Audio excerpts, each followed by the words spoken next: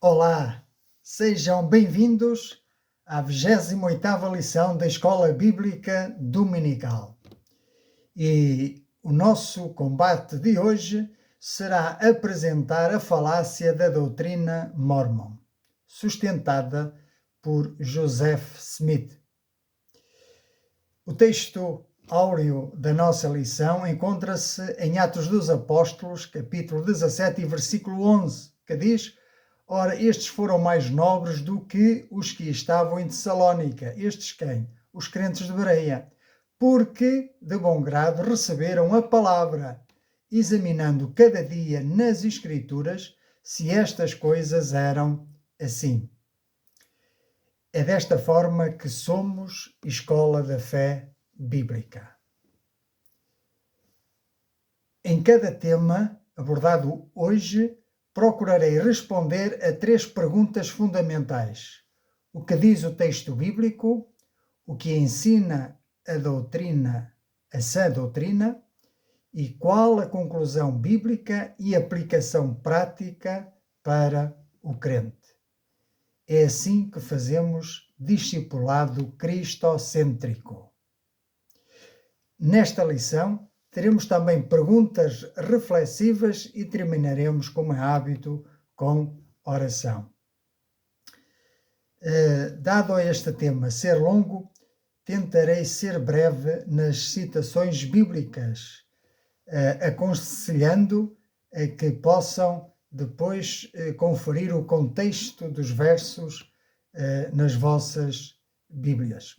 Vamos então avaliar as doutrinas do mormonismo à luz da autoridade suprema das Escrituras. O propósito não é atacar pessoas, mas examinar os ensinos segundo o princípio apostólico que se encontra em 1 Tessalonicenses, capítulo 5 e versículo 21, e que diz: examinai tudo, retendo o bem. Então, comecemos. Ao longo da história da Igreja surgiram diversos movimentos que afirmaram possuir novas revelações divinas. Entre eles, encontra-se a Igreja de Jesus Cristo dos Santos dos Últimos Dias, conhecidos pelos Mormons, fundados por Joseph Smith em 1830. Como cristãos bíblicos, devemos examinar todas as doutrinas à luz da Palavra de Deus, reconhecendo que a Bíblia é a autoridade final para a fé e prática do cristão. O apóstolo Paulo advertiu-nos em Gálatas capítulo 1 e versículo 8: mas ainda que nós mesmos ou o anjo do céu vos anuncie outro evangelho, além do que já vos tenho anunciado, seja anátema. O que quer isto dizer? Seja maldito. Assim, a questão fundamental não é a sinceridade dos seus seguidores, mas se os seus ensinos concordam ou não com a revelação divina já entregue nas Escrituras. Este é o cânon bíblico, completo e fechado. Vejamos o que está escrito em Judas nos primeiros 3 versículos do capítulo 1. Judas, servo de Jesus Cristo, irmão de Tiago, aos chamados, amados em Deus Pai e guardados em Jesus Cristo, a misericórdia, a paz e o amor vos sejam multiplicados. E agora atentai. Amados, quando empregava toda a diligência em escrever-vos acerca da nossa comum salvação, foi que me senti obrigado a corresponder-me convosco, exortando-vos a batalhardes diligentemente pela fé, e agora toma nota, que uma vez por todas foi entregue aos santos. Pois certos indivíduos que se introduziram com dissimulação, os quais desde muito foram antecipadamente pronunciados para esta condenação, homens ímpios, que transformam em libertinagem a graça de nosso Deus e negam o nosso único, soberano e Senhor Jesus Cristo. Por isso, atentemos para o alerta deixado pelo apóstolo Judas. Comecemos então pelo primeiro tema, a fonte de autoridade divina. Ora, o que é que nos ensina a Bíblia? A Bíblia apresenta-se como uma revelação inspirada e suficiente de Deus. Paulo escreveu a Timóteo na sua segunda carta, capítulo 3 e versículo 16. Toda a Escritura é divinamente inspirada e proveitosa para ensinar, para redarguir, para corrigir, para instruir em justiça. João encerra o cânon bíblico com uma advertência em Apocalipse, capítulo 22 e versículo 18. Se alguém lhes acrescentar alguma coisa, Deus fará vir sobre ele as pragas que estão escritas neste livro. E não esqueçamos da advertência de Judas que lemos há pouco, no seu capítulo 1, nos primeiros 3 versículos. Ora, o mormonismo reconhece a Bíblia, porém afirma igualmente a autoridade do livro do Mórmon, o livro Doutrina e Convênios, o livro Pérola de Grande Valor e as revelações contínuas dos seus profetas. Mas vejamos o que é que nos ensina a Escritura. A Escritura nunca aponta para uma sucessão interminável de novas revelações doutrinárias. Pelo contrário, os apóstolos apelam constantemente ao depósito já entregue. Ora, leiamos 1 Timóteo 6, capítulo 6, versículos 20 a 21. E tu, ó Timóteo, guarda o depósito que te foi confiado.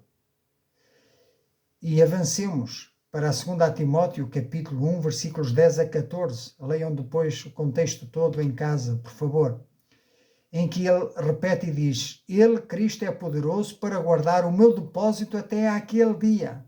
Depois, Paulo referindo-se a si mesmo, e agora vira-se para Timóteo e diz: guarda o bom depósito. Que bom depósito é este? Essa é a doutrina encontrada na Bíblia Sagrada, registada na Bíblia Sagrada. Portanto, a autoridade final da Igreja não reside em profetas modernos, mas na palavra inspirada por Deus. Aliás, o apóstolo Paulo diz: nós colocamos o fundamento, que é Cristo. Agora veja cada um como edifica sobre o fundamento, sobre Cristo. Em segundo lugar, vamos falar acerca da natureza de Deus e da Santíssima Trindade. O que nos diz a Bíblia? Jesus declarou em João 4:24: Deus é Espírito e importa que os verdadeiros adoradores o adorem em espírito e em verdade. Isaías afirma no capítulo 43 e versículo 10: Antes de mim, Deus nenhum se formou, e depois de mim, nenhum haverá. O salmista, no Salmo 90, versículo 2, diz: De eternidade a eternidade, tu és Deus. Ora, a Bíblia ensina a existência de um único Deus, subsistindo eternamente em 3 pessoas, Pai, Filho e Espírito Santo. O que é que quer isto dizer? Que em essência Deus é Espírito, portanto há só um Espírito eterno, que esse Espírito subsiste em 3 pessoas e ambas essas pessoas são eternas. Elas não tiveram uma origem, um começo. O Espírito Santo não teve uma origem, nem o Filho teve uma origem, nem o Pai. São eternos. Portanto, não são 3 deuses, mas são um único Deus verdadeiro em 3 pessoas distintas. Portanto, o Espírito Santo não é uma força, é uma pessoa. Ora, o que é que ensina o Mormon? O mormonismo ensina que Pai, Filho e Espírito Santo são 3 seres distintos e separados, unidos apenas em propósito. Além disso, sustentam que Deus Pai possui um corpo físico glorificado e que existem outros deuses, ou seja, eles são politeístas. Ora, o que é que nos diz a Escritura Sagrada? A Escritura ensina o monoteísmo absoluto, ou seja, um só Deus. Isaías 44:6 acrescenta: Eu sou o primeiro e eu sou o último, e fora de mim não há Deus. Já no Velho Testamento, o povo de Israel creu e declarou que existe um só Deus. Bendito seja o nome do Senhor. Existe um só Deus e fora de mim não há outro. E assim nós lemos em Deuteronômio capítulo 6 e versículo 4, que é o Shema Israel. Ouve Israel, o Senhor nosso Deus é o único Senhor. Passemos agora para o terceiro ponto, acerca da pessoa e da natureza de Jesus Cristo. Ora, qual é o ensino bíblico? João inicia o seu evangelho declarando: no princípio era o Verbo, e o Verbo estava com Deus, e o Verbo era Deus. Ele estava no princípio com Deus. Todas as coisas foram feitas por intermédio dele, e sem ele nada do que foi feito se fez.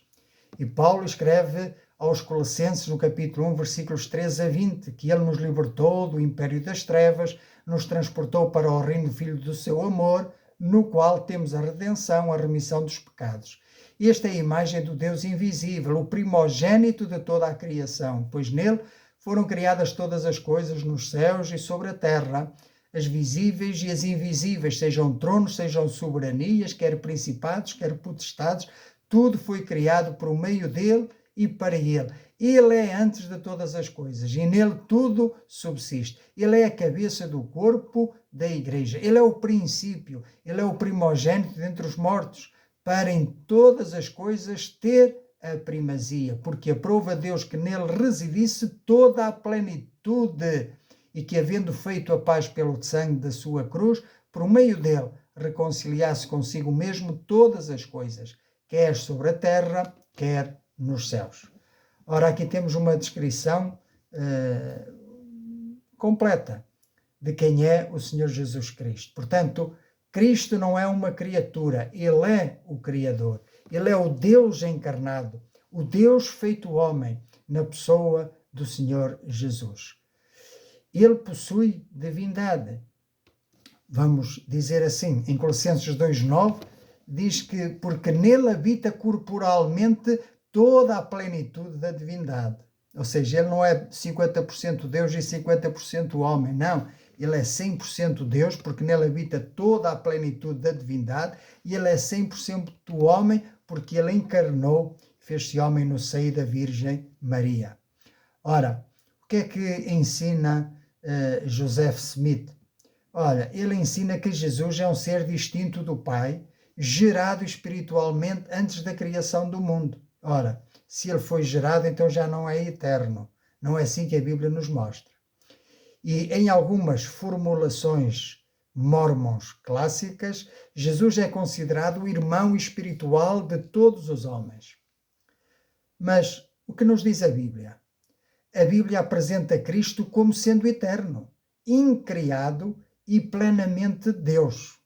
Não só pelo texto que lemos há pouco, em Colossenses capítulo 1, mas também por aquilo que nos diz Miqueias capítulo 5 e versículo 2.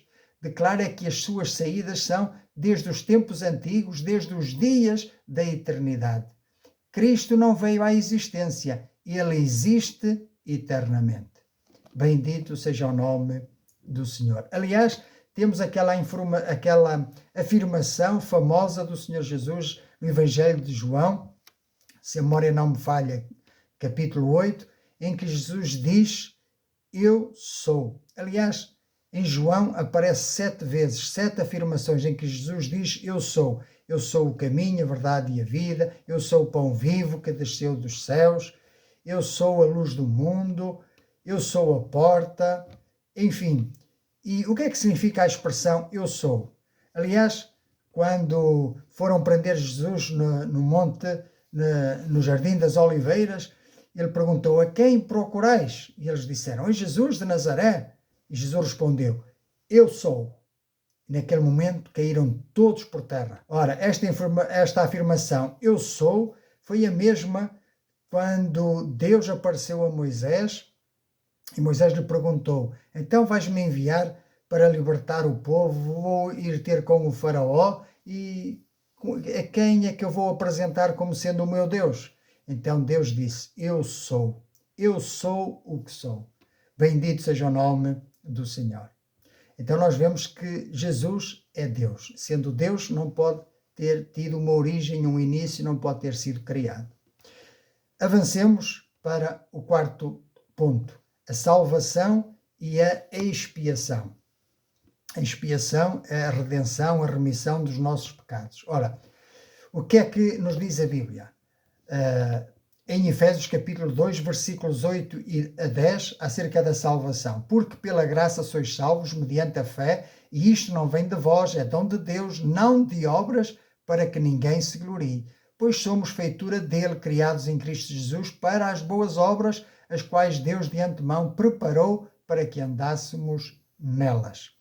E Tito, capítulo 3, versículo 5, acrescenta: quando, porém, se manifestou a benignidade de Deus nosso Salvador e o seu amor para com todos, não por obras de justiça praticadas por nós, mas segundo a sua misericórdia, ele nos salvou mediante o lavar regenerador e renovador do Espírito Santo, que ele derramou sobre nós ricamente, por meio de Jesus Cristo, nosso Salvador, a fim de que, justificados por graça, nos tornemos seus herdeiros, segundo a esperança da vida eterna.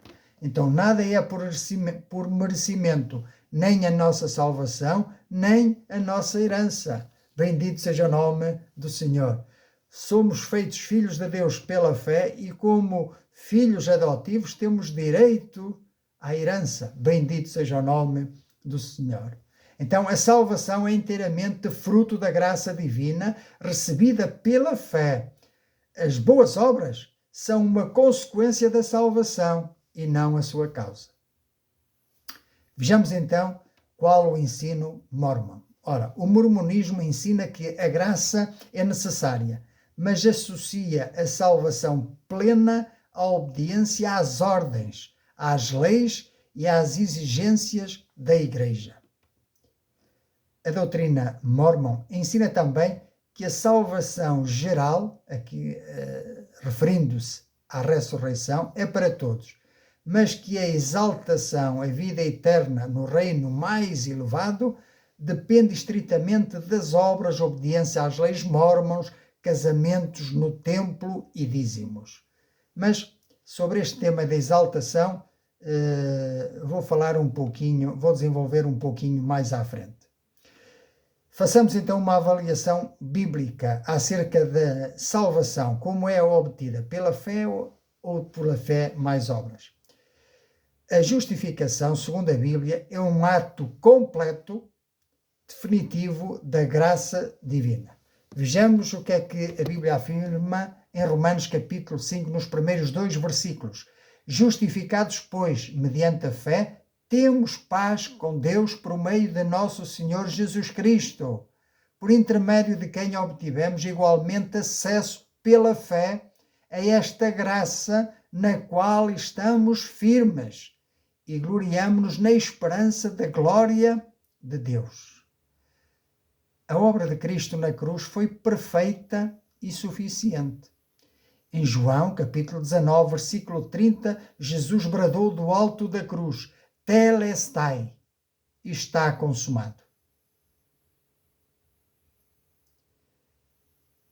Nada pode ser acrescentado à eficácia da expiação que Cristo realizou na cruz do Calvário.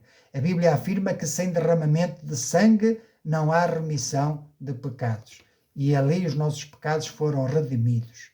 Bendito seja o nome do Senhor. Ali foi efetuada uma eterna redenção. Aleluia! Bendito seja o nome do Senhor. E agora, atentem para Hebreus capítulo 7, versículos 22 e 25. Jesus se tem tornado fiador de superior aliança. Ora, aqueles que são feitos sacerdotes em maior número, eram os sacerdotes levíticos, porque são impedidos pela morte de continuar, este referindo-se a Jesus, no entanto, porque continua para sempre, porque ressuscitou e está vivo, tem o seu sacerdócio imutável. Por isso, também pode salvar totalmente, outras traduções dizem perfeitamente, os que por Ele, por Cristo, se chegam a Deus, vivendo sempre para interceder por eles. Bendito seja o nome do Senhor. Como já tenho dito aqui, temos um intercessor no céu, que é Cristo Jesus, e temos um intercessor em nós, que é o Espírito Santo, que intercede por nós com gemidos inexprimíveis e que testemunha com o nosso espírito que somos filhos de Deus. Bendito seja o nome do Senhor. Não por mérito, mas apenas por graça, por favor e merecido. Em quinto lugar, abordemos agora o estado do homem e o pecado original. O que é que nos ensina a Bíblia Sagrada? Pois a Bíblia ensina-nos em Romanos, no capítulo 5, que, versículos 12 a 15, portanto, assim como por um só homem entrou o pecado no mundo, refere-se a Adão, o primeiro homem, e pelo pecado a morte, assim também a morte passou a todos os homens, porque todos pecaram. Porque todos pecaram. Em Adão, todos pecaram. Leiam então depois o resto do versículo. Mas deixem-me dizer, no versículo 15 diz, todavia não é assim o dom gratuito como a ofensa, porque se pela ofensa de um só homem morreram muitos, muito mais a graça de Deus e o dom pela graça de um só homem, que é Jesus Cristo, foram abundantes sobre muitos, ou seja, sobre aqueles que creram. A graça de Deus foi imputada, a justificação, a justiça foi imputada ao crente. Ou seja, a humanidade inteira encontra-se caída em Adão.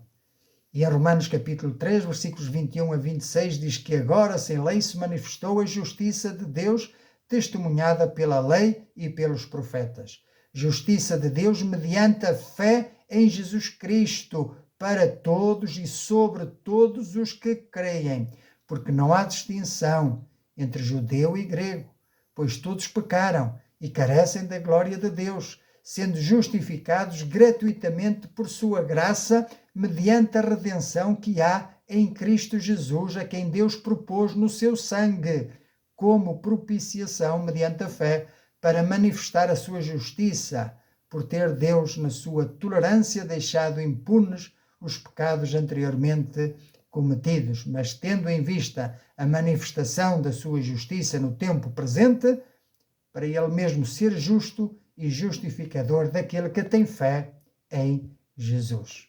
Então, a salvação, a justificação somente pela fé no Senhor Jesus. O homem não nasce moralmente neutro, nasce pecador por natureza, ou seja, todos os descendentes de Adão nasceram por natureza pecadores, com uma natureza caída, uma natureza propensa para o mal. Então o que é que nós precisamos? De receber uma nova natureza, precisamos nascer de novo, nascer do alto, nascer pela palavra. Bendito seja o nome do Senhor. Ora, o que nos diz o ensino mórmon? O mormonismo ensina que a queda de Adão foi um passo necessário e glorioso para que a humanidade pudesse existir e progredir. Ou seja, a afirmação é de que Adão caiu para que os homens existissem. O mormonismo rejeita também a culpa herdada de Adão e vê a sua queda principalmente como um passo necessário para o progresso humano. Ora, precisamos avaliar este pensamento à luz da Bíblia.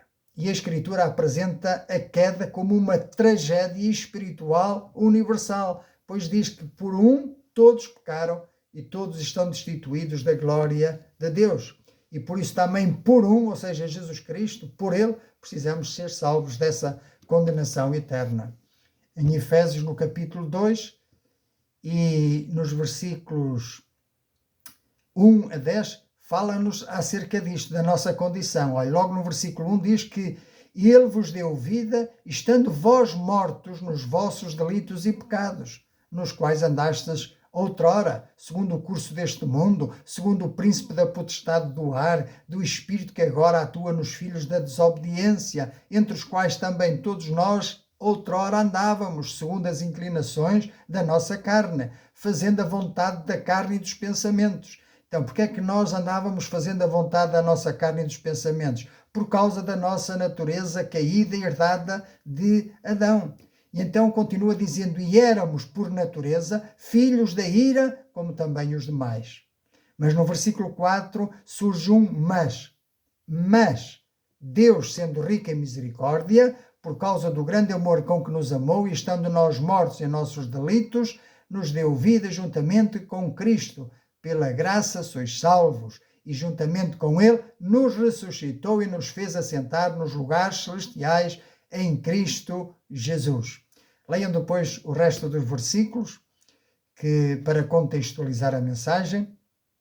Mas vemos então que a necessidade do novo nascimento decorre precisamente da realidade da depravação humana. Todos estávamos mortos em delitos e pecados. Lembram-se daquela história que Nicodemos foi ter com Jesus, disse, que preciso fazer para me salvar? Jesus diz, tens de nascer de novo. Tens de nascer da água e do Espírito. Pois quem não nascer da água e do Espírito não pode entrar no reino de Deus, porque o que é nascido da carne é carne, mas o que é nascido do Espírito é Espírito. Ora, o que é nascido da carne refere-se ao primeiro Adão, é carne, somos matéria. Mas aquele que é nascido do Espírito refere-se a Cristo, segundo o último Adão, o segundo homem, mas o último Adão. Fora dele não há salvação. Portanto, o último Adão é Espírito, precisamos nascer do Espírito de Cristo. Por isso não te admires de eu te dizer, importa-vos nascer de novo.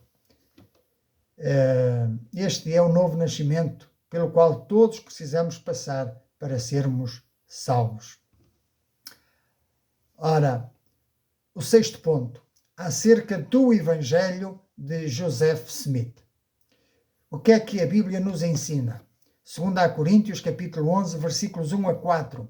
Quisera eu me suportasseis um pouco mais na minha loucura. Suportai-me, pois, dizia Paulo, porque zelo por vós com zelo de Deus, visto que vos tenho preparado para vos apresentar como virgem pura a um só esposo, que é Cristo. Mas receio que, assim como a serpente enganou a Eva com a sua astúcia, assim também seja corrompida a vossa mente e se aparte da simplicidade e pureza devidas a Cristo. Se na verdade, vindo alguém, prega outro Jesus que nós não temos pregado, ou se aceitais espírito diferente que não tendes recebido, ou evangelho diferente que não tendes abraçado, a esse de boa forma o tolerais. O que o apóstolo Paulo está a dizer é que o verdadeiro evangelho encontram-se nas epístolas, no ensino apostólico. Fora do ensino apostólico não há verdade, não há revelação da parte de Deus. E por isso Paulo diz ainda, escrevendo aos Gálatas, capítulo 1, versículos 6 a 9, admira-me que estejais passando tão depressa daquele que vos chamou na graça de Cristo para outro evangelho, o qual não é outro, senão que há alguns que vos perturbam e querem perverter o evangelho de Cristo. Mas ainda que nós, apóstolos, ou mesmo um anjo vindo do céu vos pregue evangelho que vá além do que vos tenho pregado, seja anátema. Quer isto dizer, seja maldito. Assim como já dissemos e agora repito, se alguém vos prega evangelho que vá além daquele que recebestes, seja anátema. Ora, se José Smith diz que teve novas revelações, significa que é um evangelho que vai além daquilo que a igreja primitiva recebeu. Já pensou nisso? Então, se só agora o evangelho de José Smith é que está certo, significa que os crentes antes dele estão todos errados, morreram no erro e estão perdidos, consequentemente. Não é assim.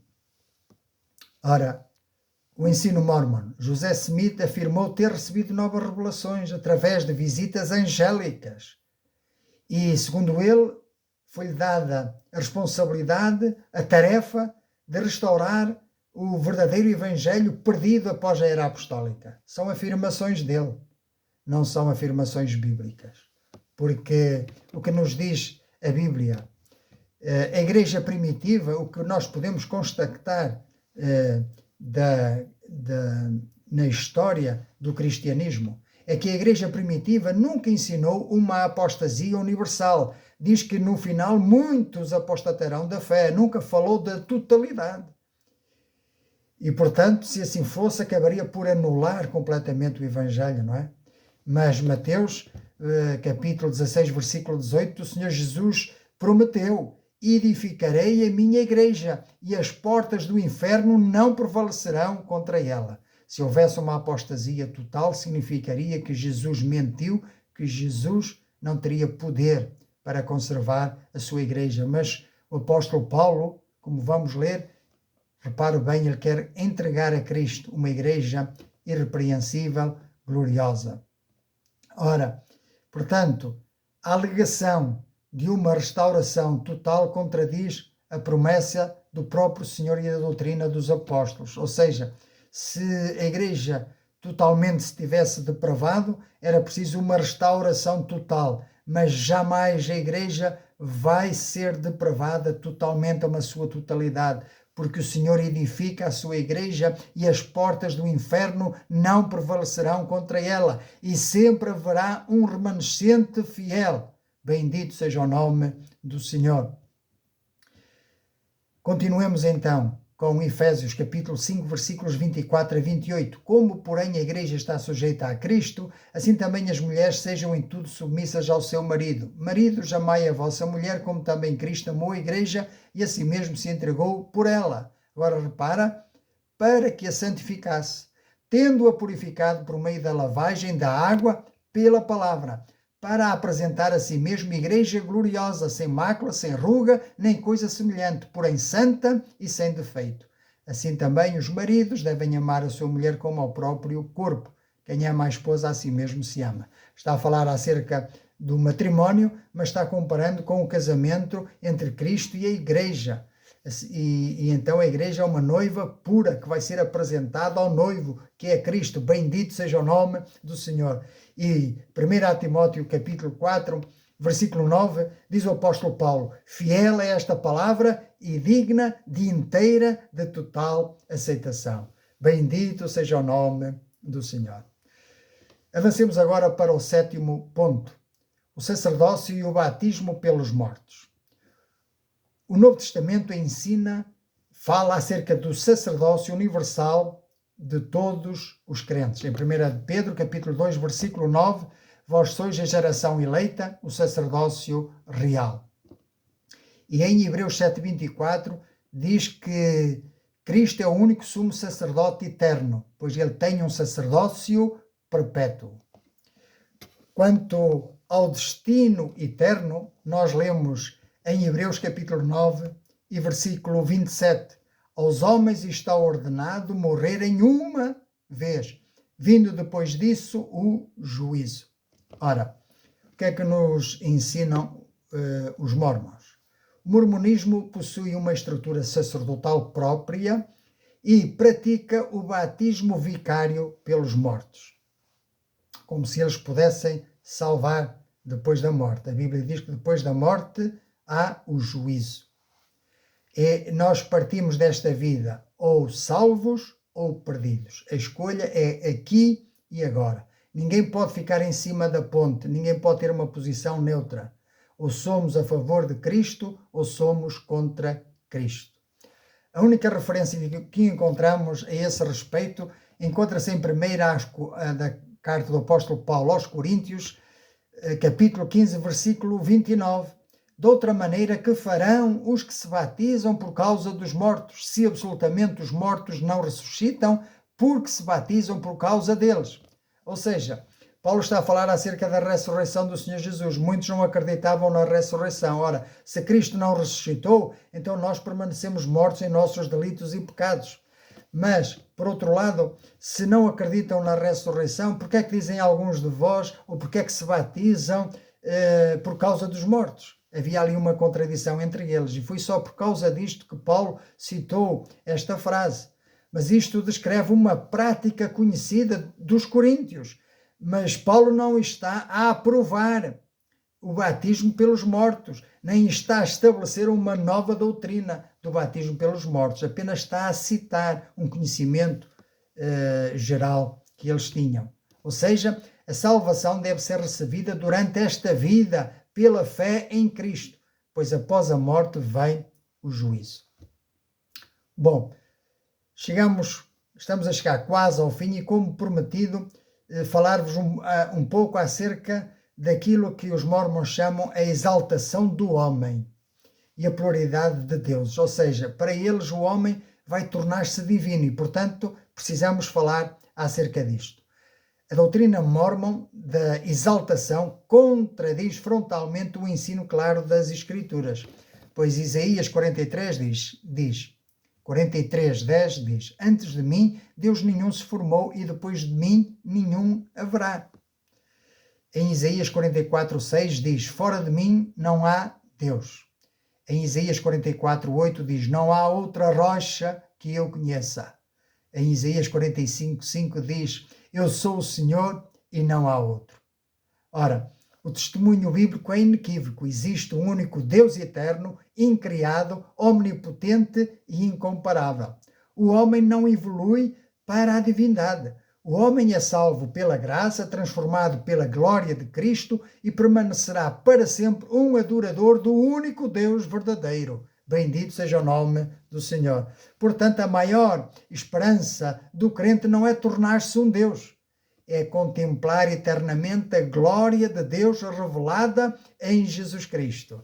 Olha o que diz Colossenses capítulo 1, versículos 24 a 29. Aconselho-te a que leias este texto por completo. Apenas vou citar o que diz no versículo 27. Cristo em vós é a esperança da glória, o qual nós anunciamos, advertindo a todo o homem e ensinando a todo o homem em toda a sabedoria, a fim de que apresentemos, diz o apóstolo Paulo, todo o homem perfeito em Cristo. Para isso é que eu também me afadigo, esforçando-me o mais possível.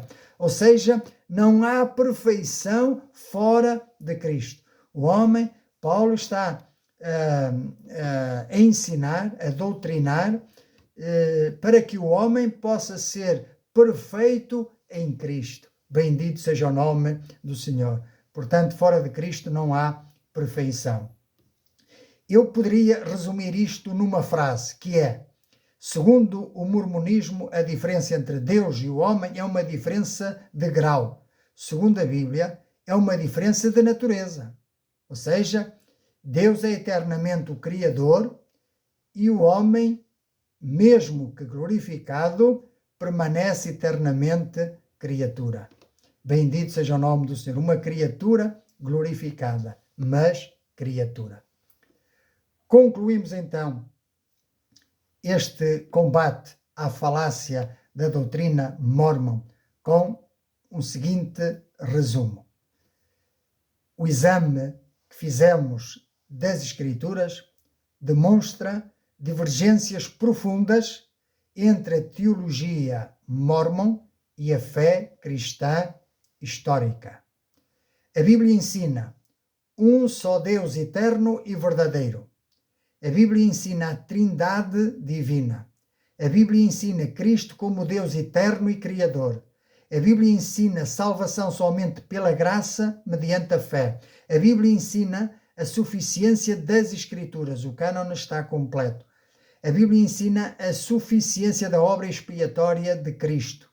É só pelos méritos de Cristo que somos salvos, limpos, purificados e libertos da culpa e da condenação eterna. E a Bíblia afirma também o sacerdócio universal de todos os crentes, ou seja, cada um de nós tem acesso a Deus. Bendito seja o nome do Senhor. Por essa razão, e aqui quero chamar a vossa atenção, o mormonismo não pode ser considerado uma simples denominação cristã com diferenças secundárias, mas deve ser considerado um sistema religioso que altera doutrinas fundamentais da fé apostólica.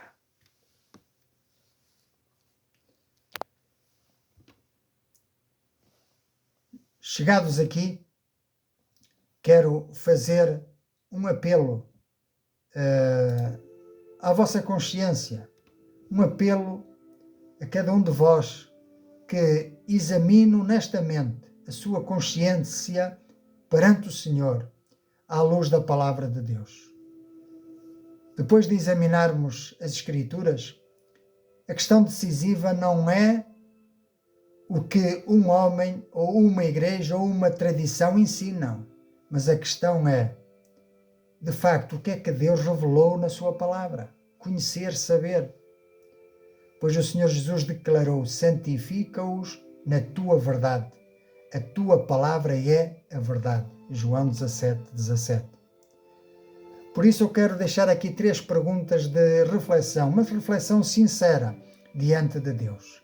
A primeira pergunta é: em quem deposito a minha confiança final? Ou seja, na palavra inspirada de Deus, revelada pelos profetas e apóstolos? Ou eu deposito a minha confiança em revelações posteriores, que acrescentam, que alteram o Evangelho já entregue uma vez por todas aos santos? Se Deus já falou plenamente por meio das Escrituras, tenho eu ou qualquer outra pessoa o direito de colocar outra autoridade ao lado ou acima da sua palavra?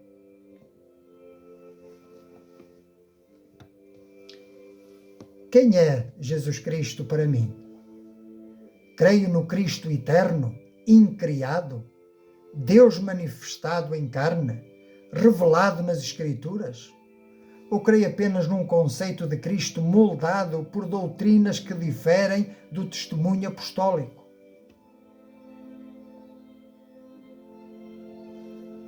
É o Jesus em quem confio o mesmo Jesus apresentado no Novo Testamento?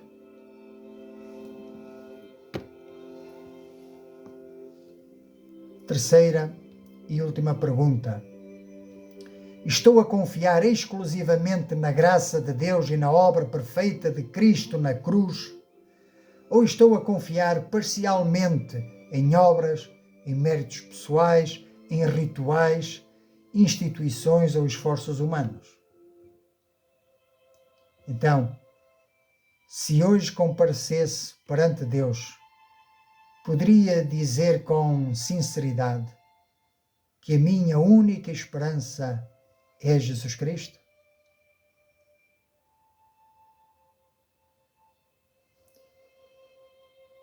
Meus amigos, a Bíblia ensina que todos os homens pecaram e estão separados de Deus.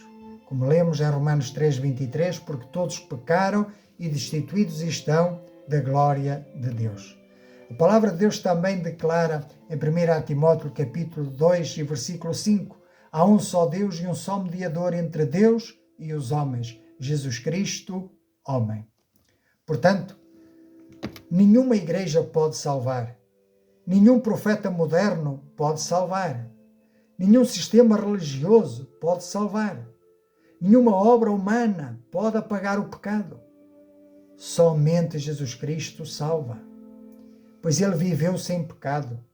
Ele morreu na cruz pelos pecadores, mas ressuscitou ao terceiro dia e está vivo para sempre. E por isso, Ele te convida hoje, e convida-me a mim, a todos nós, ao arrependimento e à fé.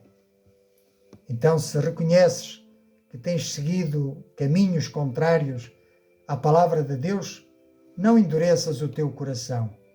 Abandona toda a confiança em tradições humanas, méritos pessoais ou revelações que contradizem as Escrituras. E volta-te para Cristo. Recebe o Evangelho que foi entregue uma vez por todas aos santos. Crê no Senhor Jesus Cristo de todo o teu coração. Entrega-lhe a tua vida. Submete à sua autoridade, que é a palavra. Confia inteiramente na sua obra consumada na cruz do Calvário. Pois a promessa de Deus permanece. O que vem a mim, de maneira nenhuma o lançarei fora. E também diz, crê no Senhor Jesus Cristo e serás salvo. Então, se esta é a disposição sincera do teu coração, tu podes orar ao Senhor com palavras semelhantes a estas. Eu vou ajudar-te, eu vou orar e tu, se sinceramente, honestamente, livremente, espontaneamente, desejas entregar a tua vida a Cristo, podes fazer tuas estas minhas palavras que vou fazer em oração. Vamos orar. Senhor Deus e bendito Pai, Deus Todo-Poderoso, Pai Eterno, Pai de bondade, Pai das misericórdias, eu reconheço que sou pecador diante de Ti e que tenho vivido longe da Tua palavra e da Tua perfeita vontade. Confesso que muitas vezes confiei mais em homens, em tradições e ensinos humanos do que na Tua santa palavra. Por isso, eu me arrependo dos meus pecados e peço-te perdão. Creio que Jesus Cristo é o Filho de Deus, o único Salvador, que morreu na cruz pelos meus pecados e ressuscitou para a minha justificação. Por isso, eu renuncio a toda a falsa confiança e coloco a minha esperança somente em Cristo. Recebe-me pela Tua graça, purifica-me pelo sangue de Jesus. Dá-me um novo coração, faz-me nascer de novo pela água da palavra e pelo Espírito Santo.